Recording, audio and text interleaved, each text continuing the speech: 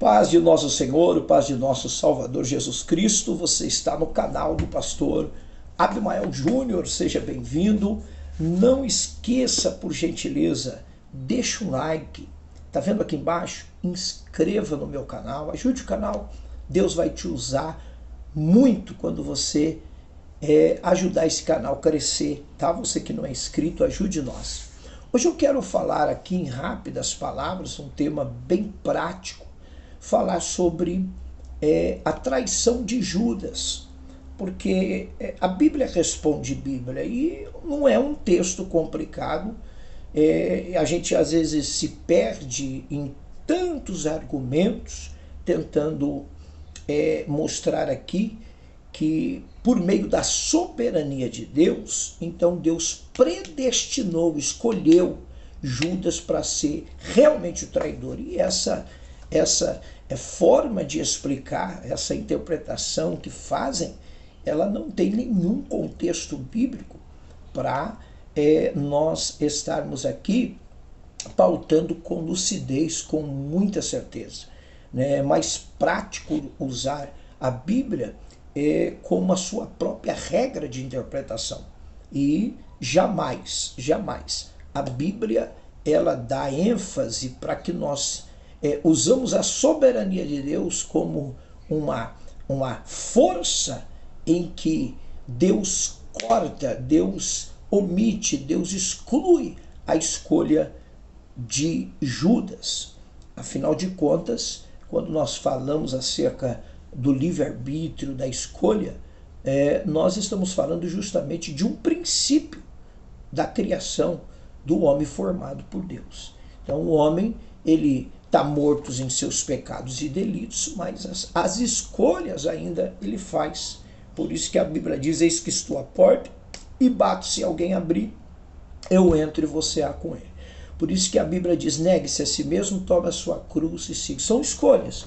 E a fé vem pelo ouvir. Quando você ouve e confia no Senhor, você passa a ter escolhas certas de uma vida de obediência. E Judas, infelizmente, mediante ao texto bíblico, eu não estou falando nem do meu argumento, aqui não é o meu argumento, mediante ao texto claro, clássico das Escrituras, se subentende que a escolha foi majoritária aqui. A escolha de Judas foi o que liderou toda essa sentença drástica e que hoje muitos, sem compreender, diz: soberanamente Deus escolheu Judas para ser o traidor. Isso é completamente fora de toda exegese bíblica. Vamos para o texto? Mateus capítulo 26, olha o que diz a Bíblia, depois da conversa ali, na mesa com os discípulos. Jesus, no verso de número 23, depois de ver todos os discípulos perguntar, porque Jesus disse que alguém trairia, então todos os discípulos ali perguntam, e no verso 23 começa: e ele respondeu: que mete a mão no prato, esse me trairá. Olha o 24: o Filho do Homem vai como está escrito. Como está escrito. Então, Salmos 41:9, Zacarias 11:12, capítulo 11, verso 12 e 13, fala justamente de uma profecia apontando para alguém que trairia. Não tem nome, não especifica ninguém, diz que alguém iria trair, vender Jesus por 30 moedas de prata. E o texto aqui continua: mas ai daquele que por intermédio de quem o Filho do Homem está sendo traído, melhor que fora não haver sido nascido. Olha lá, mas ai daquele. Então aqui não especifica ninguém literalmente, aponta ninguém literalmente. Aqui é justamente um contexto mostrando justamente que alguém vai ser o traidor. Alguém vai ser o traidor, alguém vai dar brecha, vai fazer escolhas erradas, vai arbitrar ali por uma situação desconfortável de traição. E a Bíblia diz: melhor que não haver nascido. Agora o 25 é o fechamento, olha lá. Então Judas, aí vem o nome dele, que o traía por suas escolhas, perguntou: acaso sou eu, mestre? Respondeu Jesus: tu o disseste, é você que está dizendo. Isso aqui não é para você, você não precisa fazer isso, não há necessidade. mas tu está dizendo isso. Pelo que nós vemos aqui, é como Jesus dissesse, o diabo já encheu o seu coração. E é tão verdade que João 13, 27, João 13, 10 ao 21, tudo fala essa questão de que o diabo entrou no coração de Judas. Tá? O diabo entrou no coração de Judas. Então, assim, a gente entende pelo meio de um contexto geral, e a Bíblia diz que o diabo ele está ao derredor, né, bramando como leão, procurando para quem possa tragar. E a Bíblia também diz que nós devemos resistir o diabo para que ele fuja de vós. Né? Sujeitai-vos a Deus, obedece a Deus. Resiste o diabo e ele fugirá de vós. Então nós vemos que esse contexto de Judas sendo especificamente escolhido soberanamente por Deus para ser o traidor, ele não tem margem, não tem texto bíblico para dar essa garantia. E voltando a dizer, não é o fato de Deus ser soberano que ele pode fazer tudo a ponto de ferir a sua própria natureza, o seu próprio caráter. Né? Então, se a gente pensar, nosso Deus é todo poderoso, ele faz o que ele quer.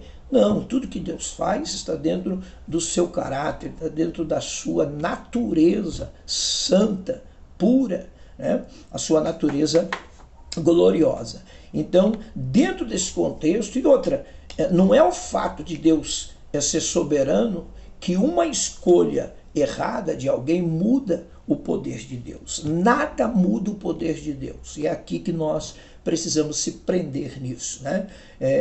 Se você deixar de dar glória, Deus continua sendo Deus e será glorificado. Se você sair da igreja, Deus continua sendo Deus, será glorificado. Se você entregar a sua carteira de membro, de obreiro, né? Se você deixar o grupo, se você parar de ceiar, se você voltar atrás, Deus continua sendo Deus soberano, e isso não vai mudar o conceito de Deus em sua natureza santa.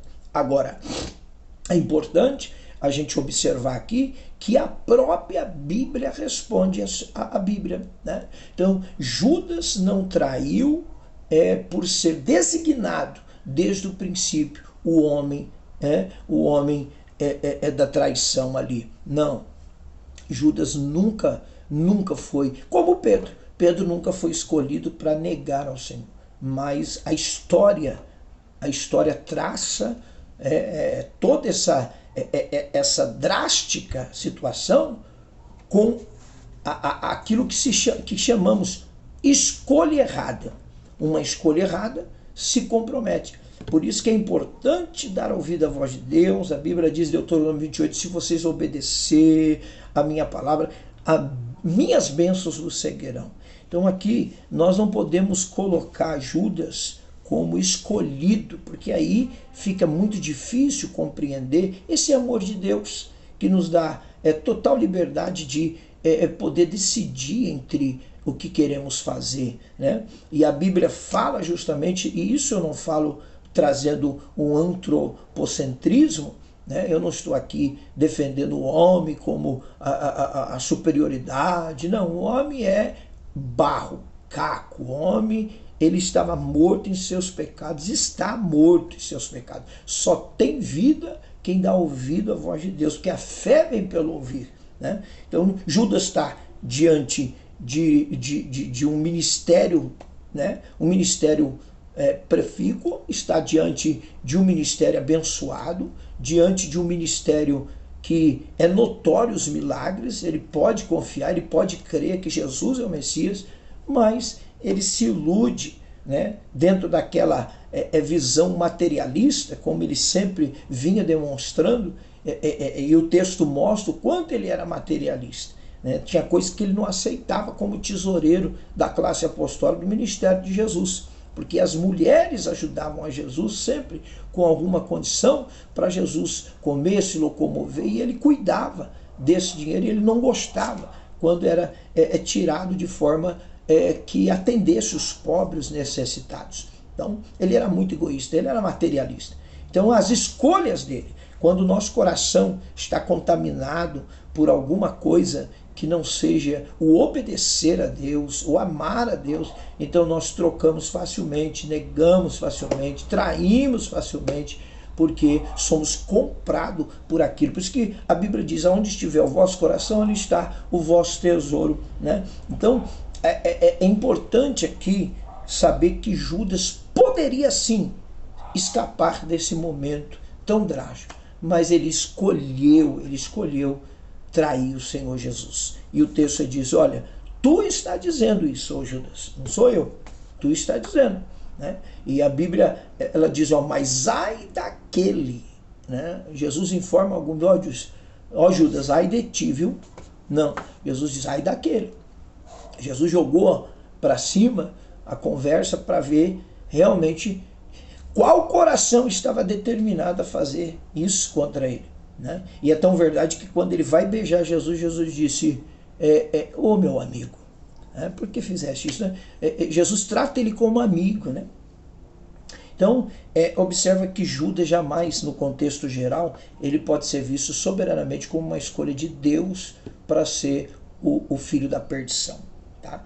Agora, ele se torna o filho da perdição e todos vão se tornar quando escolherem trair ao Senhor, negar o nome de Jesus.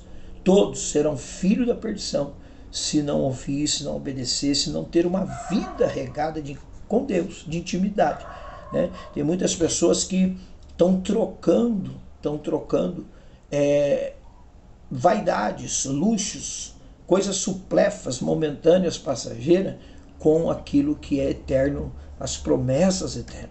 Então, vamos aqui tomar uma lição juntos com este texto do capítulo 26, versos 20 ao 25, do biógrafo Mateus, que escreve aqui deixando bem categorizado. E se a gente folhear os livros sinópticos, que é justamente Marcos e Lucas, alguns endereços também pode achar em João, talvez dentro desse contexto, mostrando justamente essa amplicidade da visão, que Judas traiu porque escolheu. Pedro negou porque não teve peito para bater de frente ali. Então acaba se cumprindo, como aconteceu com Jesus. Falou para Pedro, antes que o galo cante, né, você vai me negar. Aí é uma profecia direta. Eu vou até parar um pouco aqui, eu até vejo que Pedro e Judas são duas pessoas distintas dentro de uma profecia, né? Primeiro porque Jesus trabalha o caso direto com Pedro e aponta, ó Pedro, você vai. Então Pedro recebe sim essa orientação e ele poderia fugir disso. Agora Judas não. Judas ele entra na história por sua escolha, por sua ambição, pelo um coração materialista. E acaba se vendendo, né? Quando a Bíblia lá atrás, como eu disse, Salmo 41:9, Zacarias 11, verso 12 e 13, diz que alguém venderia, né? Então não há nenhuma distinção direta aqui para nós estarmos apontando Judas como o filho da perdição dentro de uma escolha de Deus. Deus não escolhe ninguém para se perder, Deus não aponta ninguém para o inferno, Deus não quer. A Bíblia diz que Deus não quer que ninguém se perca. A Bíblia diz porque o Filho do Homem veio buscar e salvar todo aquele que se havia perdido. A Bíblia diz, e Deus amou muito a maneira que deu seu Filho unigênito para que todo aquele que nele crê. Então, a morte de Cristo não é para alguns, é para todos. Todos que se arrepender, todos. O desejo de Deus é que todos sejam salvos. Todos. Que ninguém se perca. Mas, infelizmente, nessas escolhas, muitos estão indo para o inferno, muitos estão perdendo a sua alma, muitos estão perdendo a salvação.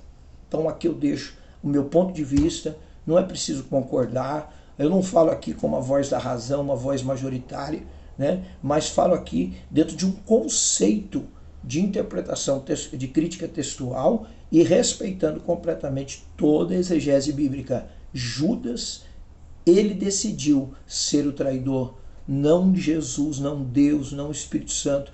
Jamais a divindade escolheu ele para ir para o inferno, tá? Você não nasceu, você não está vivo para ir para o inferno. Seja qual for a sua dificuldade, seu erro, as suas fraquezas, se arrependa. Tem jeito. Dá tempo para você descer na olaria e se tornar um vaso na mão de Deus, amém? Não faça como Judas, que depois de ter errado, se torna ali alguém com remorso muito grande e tira a sua própria vida. Não deixe que o diabo arranque essa vida que você tem, essa alegria que você tem, esse amor que você tem. Busque ao Senhor, se arrependa. A Bíblia diz que aquele que confessa e deixa, alcança a misericórdia. Amém? Então deixo aqui esses textos que nós estamos examinando para pelo menos elucidar um pouco, porque Bíblia responde. Bíblia, tá bom? Deus abençoe. E não precisa de muita coisa para a gente interpretar isso não. Tem gente fazendo aí uma bagunça na Bíblia e jogando cartas aí ao léu, como se fosse situações práticas e que ao mesmo tempo só complicam. Então é preciso examinar as Escrituras e trabalhar o assunto de uma forma que nós não vamos ferir ela, tá bom? Gente, um grande abraço. Se você gostou, deixa um like, compartilha e ajuda. Judas não foi predestinado para ser o traidor. Fica com essa mensagem em nome de Jesus.